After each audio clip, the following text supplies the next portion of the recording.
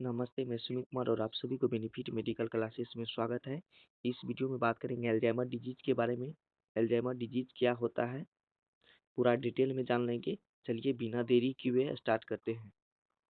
It is a chronic progressive neurodegenerative disorder characterized by decline in cognitive functioning with affect daily and social life।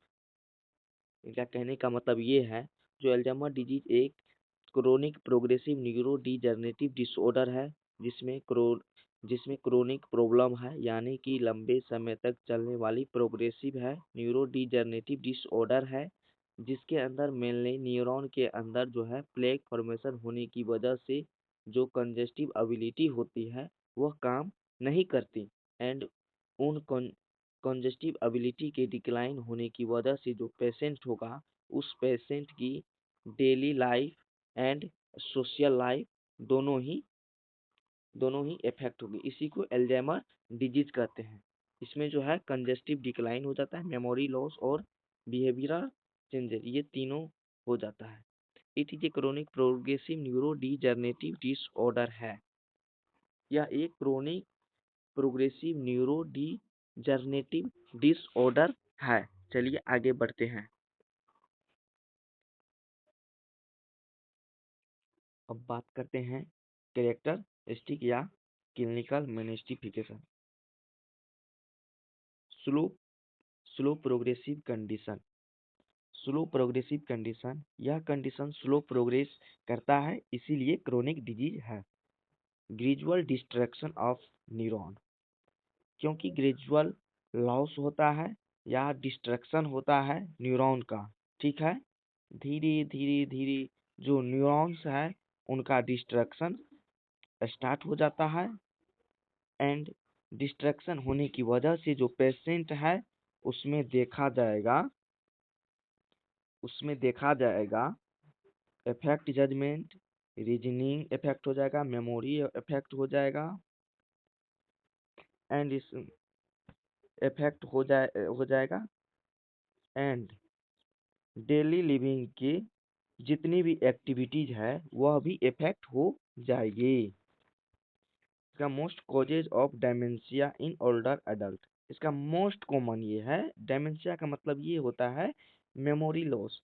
इसका main जो है memory loss ही होता है, loss of memory.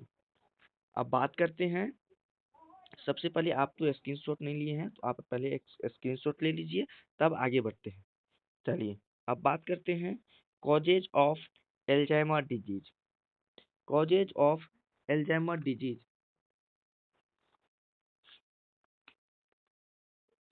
exact cause is unknown, but there are mainly factors that increase the risk। इसका जो है Alzheimer disease का exact cause नहीं है, बट बहुत सारे फैक्टर है जिसकी वजह से ये हो सकता है। जैसे कि family history, traumatic brain injury, Down syndrome, obesity, diabetes mellitus या hypertension, smoking, advantage age, इसकी वजह से अल्जाइमर डिजीज हो सकती है। अब बात करते हैं pathophysiology of Alzheimer disease. Neuronal degeneration in cerebral cortex, यानी सेरिब्रल कोर्टेक्स में जो न्यूरोनल प्रेजेंट है उनका डिस्ट्रैक्शन कोज होगा। उसकी वजह से हमारे ब्रेन के अंदर जो उसकी वजह से formation of plaque and neurofibrillary tangle, उसकी वजह से जो हमारे ब्रेन के अंदर न्यूरॉन में प्लेक फॉर्मेशन हो जाएगा और टेंगल फॉर्म हो जाएगी, जिसको हम बोलते हैं न्यूरोफिब्रिलरी टेंगल, यानी कि एक नेटवर्क सा बन जाएगा। जो इफेक्ट पार्ट है वहां पर ड्यू टू प्लेक फॉर्मेशन हो जाएगा। उस वजह से जो हमारा न्यूरॉन एंड न्यूरोट्रांसमीटर है दोनों के अंदर चेंजेस आएंगे। एंड न्यूरोट्रांसमीटर में mainly acetylcholine, mainly loss of कोलोजेनिक न्यूरॉन्स यहाँ पर देखा जाएगा। लॉस ऑफ कोलोजेनिक न्यूरॉन्स एंड न्यूरोट्रांसमीटर। ठीक है, अब क्योंकि न्यूरोट्रांसमीटर इफेक्ट हुआ है, कोलोजेनिक न्यूरॉन्स जो रिसेप्टर है वो काम नहीं कर रहे हैं, इसलिए न्यूरो ट्रांसमीटर सिग्नल भेज नहीं पाएंगे। उसकी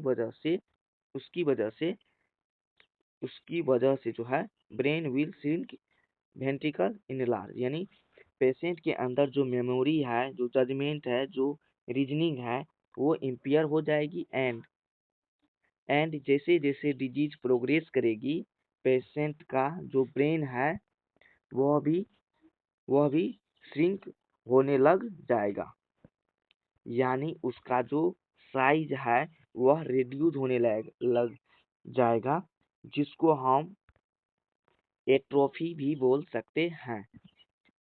एंड ब्रेन श्रिंक होगा एंड वेंट्रिकल एनलार्ज हो जाएगा, जिसकी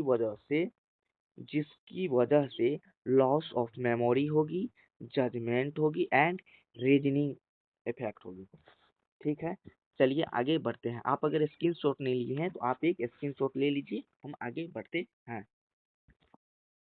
अब बात करते हैं क्लिनिकल मैनिफेस्टेशन या वार्निंग साइन, इसको ही बोलते हैं साइन सिम्टम। इसका साइन सिम्टम ये देखा जाएगा अल्जाइमर डिजीज का, जो इसमें मेमोरी लॉस होगा, poor judgment and reasoning effect होगा, पुअर हाइजीन होगा, unable to perform simple calculations इसमें देखा जाएगा, मूड ऑफ पर्सनालिटी चेंजेज होगा,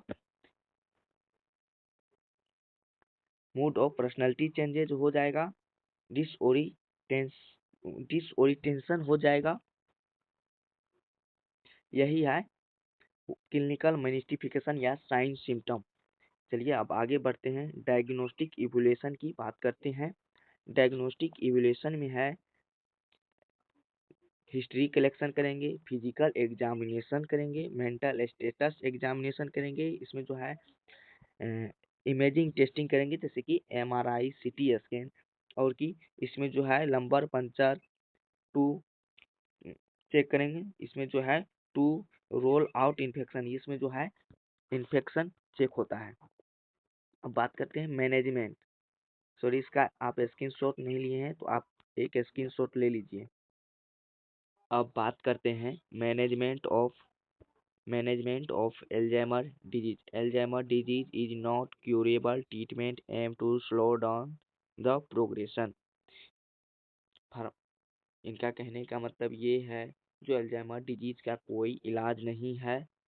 उपचार का उद्देश्य, इसका ट्रीटमेंट का उद्देश्य यह है कि डिजीज की प्रगति को ये धीमा करता है। इसका जो है फार्माकोलॉजिकल मैनेजमेंट जो है, फार्माकोलॉजिकल मैनेजमेंट में कोलिने स्टेरॉइड इनहिबिटर थेरेपी देंगे। इसका एग्जांपल में ड्रग्स है डोनेपेजिल, ये जो है inhibit breakdown of acetyl choline, ये जो है एसिटाइल कोलिन के टूटने को रोकते हैं। अब बात करते हैं, अब जो है एंटी डिप्रेसेंट थेरेपी देंगे, एंटी उसके बाद जो है एंटी साइकोटिक्स ड्रग्स थेरेपी देंगे। ये थेरेपी जो है, यदि गंभीर बेचैनी हो तो एंटी एंटी साइकोटिक्स ड्रग्स दी जानी चाहिए। अब बात करते हैं nursing management of Alzheimer disease. A complete history assist the causes, collect the family history, यानी पारिवारिक ऐतिहासिक को एकत्रित करना चाहिए नर्स को। Nurse should prepare specific question about the difficult with activities of daily living. ये जो है नर्स को दैनिक जीवन की गतिविधियों में आने वाली कठिनाई के बारे में विशिष्ट प्रश्न तैयार करना चाहिए। Assist the family strength and weakness, ये जो है परिवार की खूबियाँ और खामियां को आकलन करे। परिवार एजुकेट द फैमिली मेंबर, यानी पेशेंट की परिवार को के सदस्य को शिक्षित करे। अब थैंक यू फॉर वाचिंग। अगर आपको वीडियो अच्छी लगी हो तो प्लीज़ सब्सक्राइब कर दीजिए। आपका एक सब्सक्राइब हमारे लिए बहुत बड़ा मोटिवेशन है। Thank you. आप अपना फीडबैक ज़रूर दीजिए कमेंट बॉक्स में। Thank you.